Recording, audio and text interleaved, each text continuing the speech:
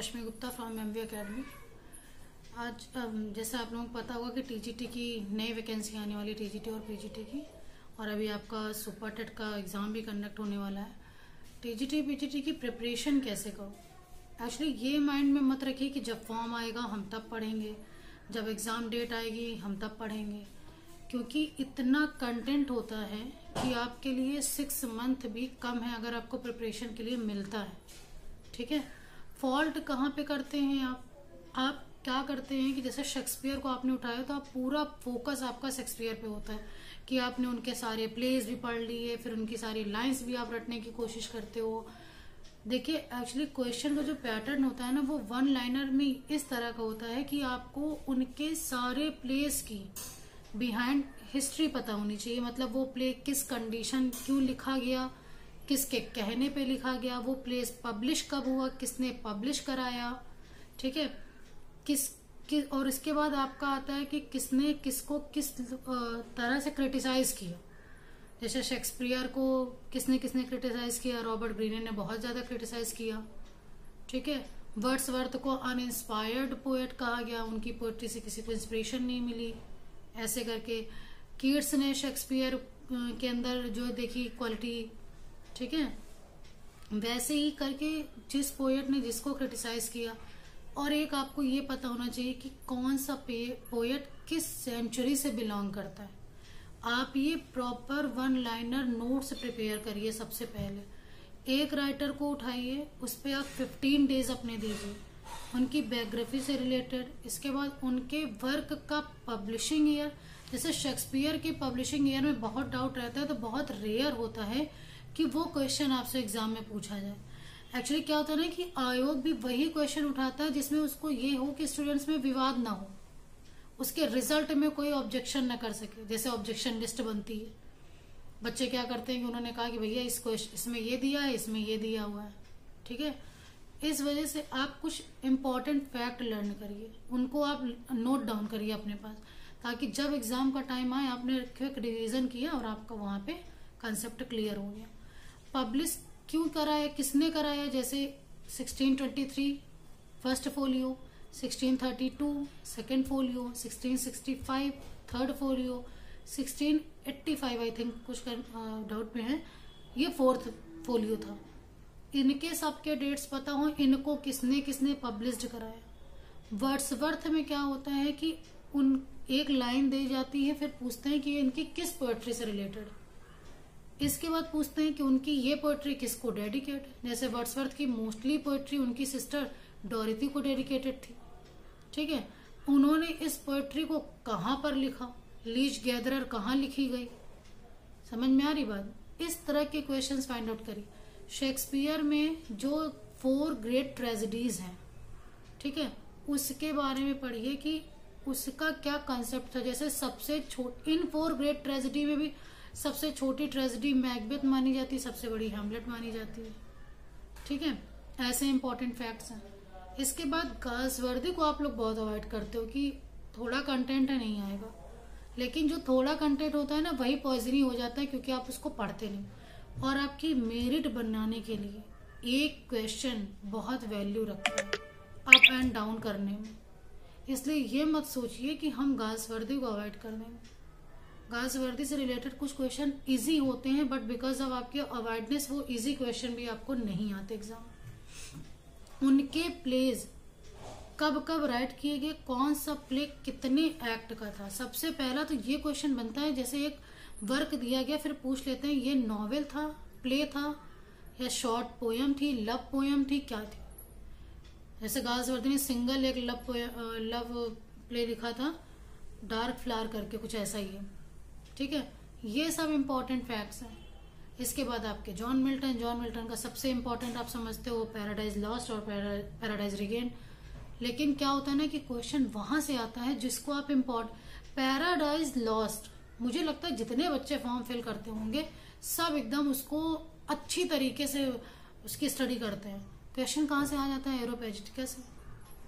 ये कब लिखा गया, ये क्यों लिखा गया, जब इसको लिखा गया तब कौन सा पीरियड चल रहा था, कॉमनवेल्थ चल रहा था, कौन सा चल रहा था। इसके अलावा सबसे ज्यादा प्रॉब्लम होती है जब आप लिटरेरी टर्म्स अवॉइड करते हो। आपने नॉर्मली पढ़ लिया ऑटोबायोग्राफी क्या है, बायोग्राफी क्या है, और जो जो लिटरेरी टर्म्स आते हैं, लेकिन क्वेश्चन कैसा आता है आपकी बार के पेपर में, यही आ गया था जो आपकी टीजीटी का रिसेंटली हुआ है कि उसमें 4 ऑप्शन दिया, बोल दिया कौन सा करेक्ट है या कौन सा इनकरेक्ट। तो जब तक आप बायोग्राफी के बारे में एक एक चीज नहीं पढ़ लेंगे, ये कब से शुरू हुआ, इसके मेन ऑथर राइटर पोएट कौन थे, या फिर ये सबसे पहले कौन सा आया, किसकी बायोग्राफी किसने लिखी, तो ये सारे क्वेश्चन आपको एकदम पता होना चाहिए। यानी आप एक लिटरेरी टर्म्स उठाओ, उसके बारे में जितने भी पॉइंट्स हैं, नियर अबाउट 50, 25, 40 जितने भी पॉइंट्स बनते हैं, आपको सारे पॉइंट्स पता होना चाहिए, ताकि जब नॉट वाला क्वेश्चन है तो आप गलत ना करो। समझ रहे हो बात मेरी। इसके बाद आपके आते हैं फिगर्स ऑफ स्पीच। अब कंफ्यूजन फिगर्स ऑफ स्पीच में बहुत होता है, जैसे मेटानमी और सेनेक्डेची में, ठीक, मेटाफर सिमली में, पर्सोनिफिकेशन एपोस्ट्रॉफी में। ये जो कंफ्यूजिंग होते हैं ना एग्जाम में, एक्चुअली यही आते हैं। जो सीधे सीधे बता दे पन क्या है, तो पन तो प्लेइंग विद द वर्ड्स है, ये नहीं आएगा आपके साथ, ठीक है। क्योंकि अगर वो इजी पेपर बना देंगे ना, तो जो एक सीट के लिए इंग्लिश में 44, 55, 50 बच्चा फाइट कर रहा होता है, तो वो तो सीट डिसाइड ही नहीं कर पाएंगे ना कि किसको देना है। पेपर तो टफ ही बनेगा। दूसरी चीज, जो इंग्लिश पढ़ा रहे होते हैं, मतलब जो टीचर होते हैं, वो सबसे ज्यादा अवॉइड करते हैं ग्रामर को। उनको लगता है मैं पढ़ा रहा हूं, मुझे ग्रामर पूरी आती होगी। बट ग्रामर के क्वेश्चन ऐसे नहीं आते हैं आई किल्ड अ लायन, इसका पैसिव बनाओ। क्या होगा पैसिव? जिसमें अदर एजेंट लगता है, विद, एट, टू, या फिर विदाउट एजेंट जो यूज करते हैं, टू बी वाले, समवन है, पीपल है, ये सब आपके पैसिव वॉइस आते हैं जिनको आपने नहीं पढ़ा। समझ रहे हो। दूसरा, वोकैब बहुत स्किप करते हो। वोकैब मेन पार्ट है आपके टीजीटी और पीजीटी के एग्जाम का। पैटर्न फॉलो करता है कि आपका वोकैब आपको लर्न होना चाहिए, टिप्स में होने चाहिए। वो आपने एक सिनोनिम्स पढ़ा, जरूरी नहीं कि वही एग्जाम में दे दिया जाए ऑप्शन में, ठीक है। 1 वर्ड्स, मतलब ये जितनी चीजें कम से कम 1000 तो आपको बिल्कुल टिप्स में आनी चाहिए, बिल्कुल रटिंग, ठीक। कॉम्प्रिहेंशन पैसेज ऐसा आता है जिसके लिए आप कभी किसी टीचर पर रिलायबल नहीं हो सकते हो। कोई आपको कॉम्प्रिहेंशन नहीं रटा सकता। वो आपका प्रेजेंस ऑफ माइंड है, वो आपकी इंग्लिश समझने की कैपेसिटी। चाहे वो सीटेट का एग्जाम ले लीजिए, चाहे वो टीजीटी का ले लीजिए। कभी भी भाई आप 2 और 3 के कॉम्प्रिहेंशन तो सॉल्व नहीं कर रहे हैं कि लाइन टू लाइन आपने उठाया टिक कर दिया। हिडन मीनिंग आती है, जो चीज हिडन होगी।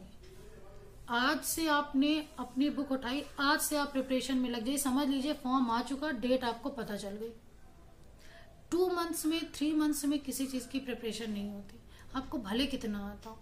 अगर आप किसी चीज की 0 से स्टार्टिंग कर रहे हैं, तो आपके लिए बहुत जरूरी है कि पहले आप एक कागज में लिखिए टीजीटी के writer, date of death, date of birth, parents क्या हैं, एजुकेशन कहाँ कहाँ मिली, किस किस यूनिवर्सिटी को इन्होंने ज्वाइन किया, कहाँ से इनको डिग्री मिली, ठीक। इसके बाद पीजीटी में आइए, पीजीटी के राइटर लिखिए। अच्छा, ये जो अपकमिंग सुपर टेट का एग्जाम होना है, इसमें कह दिया गया कि history of English literature, grammar, इसके बाद राइटर एंड देयर वर्क। अब नहीं पता कि कौन से राइटर आने हैं, तो आपको सिर्फ इतना पढ़ना है कि सारे राइटर्स की आप बायोग्राफी कंप्लीट कर लो 1 लाइनर में। इसके बाद सारे राइटर्स के वर्क आपको पता होना चाहिए कि किसने कौन सा वर्क लिखा।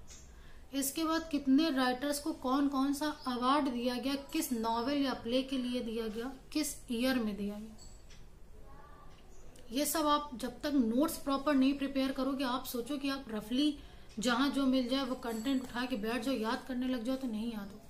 इसके लिए आपको ऑब्जेक्टिव सॉल्व करने पड़ेंगे, तब आपका तैयार होगा, ठीक है। इससे रिलेटेड मेरे चैनल पे कई सारे वीडियोस पड़े हैं जो 1 लाइनर रिप्रेजेंट करते हैं, आप उनको वॉच कर सकते हैं। मेरे चैनल को सब्सक्राइब करिए, बेल आइकन प्रेस करिए, आपको नोटिफिकेशन मिलेगी। इसके बाद अगर किसी को इंग्लिश से रिलेटेड किसी भी टाइप्स के रिटन नोट्स चाहिए, तो मेरा नंबर 7985139007 है। इस पे आप मुझे व्हाट्सअप सिर्फ करिए, कॉल नहीं। व्हाट्सएप पे आपको पूरी डिटेल अवेलेबल करा दी जाएगी कि कैसे नोट्स अवेलेबल होंगे, आपने आज मुझे व्हाट्सएप किया, आज पेमेंट करी, विद इन 2 डेज आपके बताए एड्रेस पे नोट्स पहुंच जाएंगे। सारे 1 लाइनर नोट्स हैं। कोई भी टीचर अगर ये कह दे कि मैं 100% गारंटी लेता हूँ कि मेरे नोट्स पढ़ने से आप टीजीटी पीजीटी क्वालिफाई कर जाओगे, तो वो आपको मूर्ख बना रहा है। ठीक है, क्योंकि हम भी एक टीचर हैं, हम पढ़ा रहे हैं, हमें भी नहीं पता आयोग पेपर में क्या देने वाला है। बस हम अपना एक अजम्पशन है जो हम आपसे शेयर कर रहे हैं। हमने आपकी सुविधा के लिए सारा 1 लाइनर एक जगह कर दिया, कई सारे सोर्सेज से 1 लाइनर बनाए ताकि आपको सोर्स की डिटेल ना पढ़नी पड़े। टाइम नहीं है, आप 1 लाइनर पढ़ के कंप्लीट कर लो। बाकी ब्रेन की कैपेसिटी आपकी है, रिवीजन करने की कैपेसिटी आपकी है, वो मेरी नहीं। ठीक, कोई भी कंटेंट हम अवेलेबल करा सकते हैं आपको, हम ज़्यादा से ज़्यादा कंटेंट देने की कोशिश करेंगे, बट मैं गारंटी नहीं ले सकती कि मैंने अगर आपको 100 क्वेश्चन की सीट दी है तो आपके सारे क्वेश्चन इसी से फंस जाएं। बहुत टीचर होते हैं, थंबनेल लगाते हैं, पूरा 100% पेपर इसी से आएगा। ऐसा कुछ नहीं होता है।